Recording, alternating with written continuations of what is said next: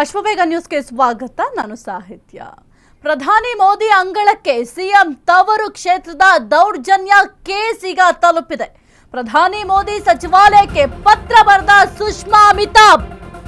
ಪ್ರಧಾನಿ ಮೋದಿ ಅಂಗಳಕ್ಕೆ ಸಿಎಂ ತವರು ಕ್ಷೇತ್ರದ ದೌರ್ಜನ್ಯ ಕೇಸ್ ತಲುಪಿದೆ. ಪ್ರಧಾನಿ ಮೋದಿ ಸಚಿವಾಲಯಕ್ಕೆ ಪತ್ರ ಬರೆದ ಸುಷ್ಮಾ ಅವರು ಸಿಎಂ ಸಿದ್ದು ಬೆಂಬಲದೊಂದಿಗೆ ತಮ್ಮ ಮೇಲೆ ದೌರ್ಜನ್ಯ ದೂರು ಕೊಟ್ಟರು ಪೊಲೀಸರು ಎಫ್ಐಆರ್ ಮಾಡಿಲ್ಲ ಎಂಬ ಆರೋಪವನ್ನ ಮಾಡಿದ್ದಾರೆ. ಪೊಲೀಸರು ಬರೀ ಎನ್ಸಿಆರ್ ಮಾಡಿ ಕೈ ತೊಳ್ಕೊಂತಾ ಇದ್ದಾರೆ. ನಮಗೆ ನಮ್ಮ ಕುಟುಂಬಕ್ಕೆ ಪೊಲೀಸರು ಭದ್ರತೆಯನ್ನ ಕೊಟ್ಟಿಲ್ಲ.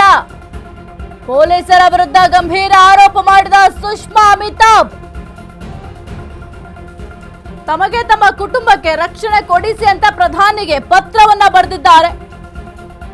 ಹೆಬ್ಬ್ಯಾ ಗ್ರಾಮದಲ್ಲಿ ತಮಗೆ ಉಳಿಯಲು ಆಗ್ತಾ ಇಲ್ಲ ಅಂತ ಪತ್ರದಲ್ಲಿ ಉಲ್ಲೇಖ ಮಾಡಿದ್ದಾರೆ. ಪ್ರಧಾನಿಗೆ ಸುಷ್ಮಾ ಅಮಿತಾಬ್ ಬರೆದ ಪತ್ರ ಅಶ್ವವೇಗ ನ್ಯೂಸ್ಗೂ ಕೂಡ ಲಭ್ಯ ಆಗಿದೆ. ಪ್ರಧಾನಿ ಮೋದಿ ಅಂಗಳಕ್ಕೆ ಸಿಎಂ ತವರು ಕ್ಷೇತ್ರದ ದೌರ್ಜನ್ಯ ಕೇಸ್ ಈಗ ತಲುಪಿದೆ. ಪ್ರಧಾನಿ ಮೋದಿ ಸಚಿವಾಲಯಕ್ಕೆ ಸುಷ್ಮಾ ಅಮಿತಾಬ್ ಅವರು ಪತ್ರವನ್ನ ಬರೆದಿದ್ದಾರೆ. ಸಿಎಂ ಸಿದ್ದು ಬೆಂಬಲದೊಂದಿಗೆ ತಮ್ಮ ಮೇಲೆ ದೌರ್ಜನ್ಯ ಆಗಿದೆ. ದೂರು ಕೊಟ್ಟರು ಕೂಡ ಪೊಲೀಸರು ಎಫ್ಐಆರ್ ಅನ್ನ ಮಾಡಿಲ್ಲ. ಪೊಲೀಸರು ಬರೀ ಎನ್ಸಿಆರ್ ಮಾಡಿ ಕೈ ತೊಳೆದುಕೊಂಡಿದ್ದಾರೆ. ನಮಗೆ ನಮ್ಮ ಕುಟುಂಬಕ್ಕೆ ಪೊಲೀಸರು ಭದ್ರತೆಯನ್ನ ಕೊಟ್ಟಿಲ್ಲ. ಪೊಲೀಸರ ವಿರುದ್ಧ ಗಂಭೀರ ಆರೋಪ ಮಾಡಿದ ಸುಷ್ಮಾ ಅಮಿತಾಬ್ ತಮಗೆ ತಮ್ಮ ಕುಟುಂಬಕ್ಕೆ ರಕ್ಷಣೆ ಕೊಡಿಸಿ ಅಂತ ಪ್ರಧಾನಿ ನರೇಂದ್ರ ಮೋದಿ ಅವರಿಗೆ ಪತ್ರವನ್ನ ಬರೆದಿದ್ದಾರೆ. ಹೆಬ್ಬ್ಯಾ ಗ್ರಾಮದಲ್ಲಿ ತಮಗೆ ಉಳಿಯಲು ಆಗ್ತಾ ಇಲ್ಲ ಅಂತ ಸುಷ್ಮಾ ಆ ಒಂದು ಲೆಟರ್ನಲ್ಲಿ ಉಲ್ಲೇಖವನ್ನ ಮಾಡಿದ್ದಾರೆ. ಪ್ರಧಾನಿಗೆ ಸುಷ್ಮಾ ಅಮಿತಾಬ್ ಬರೆದ ಪತ್ರ ಅಶ್ವವೇಗ ನ್ಯೂಸ್ಗೂ ಕೂಡ ಲಭ್ಯ ಆಗಿದೆ. ಇನ್ನು ಪ್ರಧಾನಿ ಮೋದಿ ಅಂಗಳಕ್ಕೆ ಈಗ ಸಿಎಂ ತವರು ಕ್ಷೇತ್ರ ಮೈಸೂರಿನ ಹೆಬ್ಬ್ಯಾ ಗ್ರಾಮದಲ್ಲಿ ಆದಂತಹ ದೌರ್ಜನ್ಯ ಪ್ರಕರಣ ಈಗ ಪ್ರಧಾನಿ ಮೋದಿ ಅವರ ಅಂಗಳಕ್ಕೂ ಕೂಡ ತಲುಪಿದೆ. ಯಾಕೆಂತಂದ್ರೆ ಪ್ರಧಾನಿ ಮೋದಿ ಅವರ ಸಚಿವಾಲಯಕ್ಕೆ ಸುಷ್ಮಾ ಅಮಿತಾಬ್ ಅವರು ಪತ್ರವನ್ನ ಬರೆದಿದ್ದಾರೆ. ಅಮಿತಾಬ್ ಕುಟುಂಬ ಹೆಬ್ಬ್ಯಾ ಗ್ರಾಮದಲ್ಲಿ ಜೀವನ ಮಾಡಲಿಕ್ಕೂ ಕೂಡ ಸಾಧ್ಯ ಆಗದಷ್ಟು ದೌರ್ಜನ್ಯ ಮಾಡಿದ್ದಾರೆ, ಕಿರುಕುಳವನ್ನ ಕೊಟ್ಟಿದ್ದಾರೆ ಎಂಬ ಆರೋಪಗಳನ್ನ ಮಾಡಿದ್ರು. ಅದು ಕೂಡ ನನಗೆ ಸಿದ್ದರಾಮಯ್ಯ ಅವರ ಗೊತ್ತು, ಯತೀಂದ್ರ ಸಿದ್ದರಾಮಯ್ಯ ಅವರು ನನಗೆ ಗೊತ್ತಿದ್ದಾರೆ ಅಂತ ಅವರ ಹೆಸರನ್ನ ಉಲ್ಲೇಖ ಮಾಡಿ ದೌರ್ಜನ್ಯವನ್ನ ಮಾಡಿದ್ದಾರೆ ಅಂತ ಅಮಿತಾಬ್ ಕುಟುಂಬದವರು ಕೆಲವೊಂದಿಷ್ಟು ಆರೋಪಗಳನ್ನ ಮಾಡಿದ್ರು. ಇನ್ನು ಕಾಂಗ್ರೆಸ್ ಕಾರ್ಯಕರ್ತ ಆಗಿರುವಂತಹ ರಾಜು ಅವರ ವಿರುದ್ಧವಾಗಿ ಗಂಭೀರ ಆರೋಪಗಳು ಕೇಳಬಂದಿತ್ತು. ನಮಗೆ ಜೀವನ ನಡೆಸಲಿಕ್ಕೂ ಕೂಡ ಅಲ್ಲಿ ಅವಕಾಶವನ್ನ ಕಲ್ಪಿಸ್ಕೊಡ್ತಾ ಇಲ್ಲ, ನಮ್ಮ ಜೀವಿಸುವ ಹಕ್ಕನ್ನ ಕಸಿಲಿಕ್ಕೆ ಪ್ರಯತ್ನವನ್ನ ಮಾಡ್ತಾ ಇದ್ದಾರೆ, ಜೊತೆಗೆ ಗೂಂಡಾಗಿರಿ ವರ್ತನೆಯನ್ನ ತೋರಿಸ್ತಾ ಇದ್ದಾರೆ, ಮನೆಯ ಬಳಿ ಬಂದು ಗಲಾಟೆ ಮಾಡ್ತಾರೆ, ಜೊತೆಗೆ ಕಲ್ಲು ತೂರಾಟ ಮಾಡ್ತಾರೆ. ಈ ಒಂದು ಕಲ್ಲು ತೂರಾಟದಿಂದ ನನ್ನ ತಲೆಗೂ ಕೂಡ ಏಟಾಗಿದೆ ಅಂತ ಅಮಿತಾಬ್ ಅವರು ಕೂಡ ಕೆಲವೊಂದಿಷ್ಟು ಆರೋಪವನ್ನ ಮಾಡಿದ್ರು. ಜೊತೆಗೆ ಅಮಿತಾಬ್ ಅವರ ವೈಫ್ ಸುಷ್ಮಾ ಅವರು ಸದ್ಯಕ್ಕೆ ಪತ್ರವನ್ನು ಕೂಡ ಬರೆದಿದ್ದಾರೆ ಪ್ರಧಾನಿ ಮೋದಿ ಅವರ ಸಚಿವಾಲಯಕ್ಕೆ.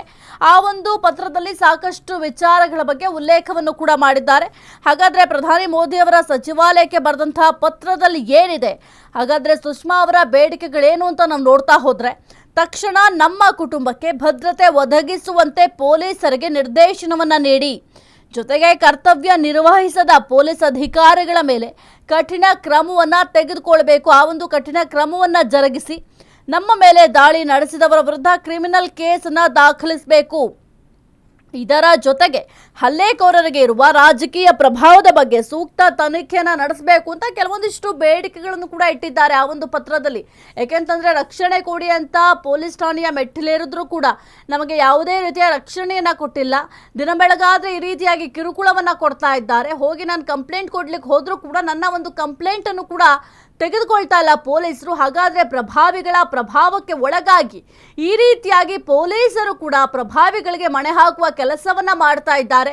ನಮಗೆ ಜೀವನ ಮಾಡಲಿಕ್ಕೆ ಸಮಸ್ಯೆ ಆಗ್ತಾ ಇದೆ, 3 ವರ್ಷದ ಮಗು ಇದೆ, ಜೊತೆಗೆ ವಯಸ್ಸಾದಂತಹ ತಾಯಿ ಇದ್ದಾರೆ, ಇಷ್ಟೆಲ್ಲ ಸಮಸ್ಯೆಗಳಾಗ್ತಾ ಇದೆ ಅಂತ ಹೇಳಿದ್ರು ಕೂಡ ಅಧಿಕಾರಿಗಳು ಕಣ್ಣುಮುಚ್ಕೊಂಡು ಕೂತಿದ್ದಾರೆ ಅಂತ ಅಮಿತಾಬ್ ಅವರು ಸಾಕಷ್ಟು ಆರೋಪಗಳನ್ನ ಮಾಡಿದ್ರು. ಜೊತೆಗೆ ರಾಜು ಅವರ ವಿರುದ್ಧವಾಗಿ ಕೆಲವೊಂದಿಷ್ಟು ಆರೋಪಗಳನ್ನ ಮಾಡಿದ್ರು. ಆದ್ರೆ ಪೊಲೀಸರು ಯಾಕೆ ಈ ಒಂದು ಪ್ರಕರಣವನ್ನ ದಾಖಲು ಮಾಡ್ಕೊಳ್ತಾ ಇಲ್ಲ ಅಂತ ಕೂಡ ಸಾಕಷ್ಟು ಜನರು ಈ ಒಂದು ವಿಚಾರಕ್ಕೆ ಸಂಬಂಧಪಟ್ಟಂತೆ ಪ್ರಶ್ನೆ ಕೂಡ ಮಾಡಿದ್ರು. ಈ ಒಂದು ಮೈಸೂರು ಹೆಬ್ಬ್ಯಾ ಗ್ರಾಮದ ಪ್ರಕರಣ ಏನಿದೆ, ಅಮಿತಾಬ್ ಅವರ ಕುಟುಂಬಕ್ಕೆ ಆದಂತಹ ತೊಂದರೆ ವಿಚಾರಕ್ಕೆ ಸಂಬಂಧಪಟ್ಟಂತೆ ಅಶ್ವವೇಗ ನ್ಯೂಸ್ ವರದಿಯನ್ನ ಬಿತ್ತರಿಸಿತ್ತು. ಆ ಒಂದು ವರದಿ ಬಿತ್ತರಿಸಿದ ನಂತರ ಮೈಸೂರಲ್ಲೂ ಕೂಡ ಸಂಚಲನ ಮೂಡಿತು. ಜೊತೆಗೆ ಸಿಎಂ ಕಚೇರಿಗೂ ಕೂಡ ಈ ಒಂದು ವಿಚಾರ ತಲುಪಿತ್ತು.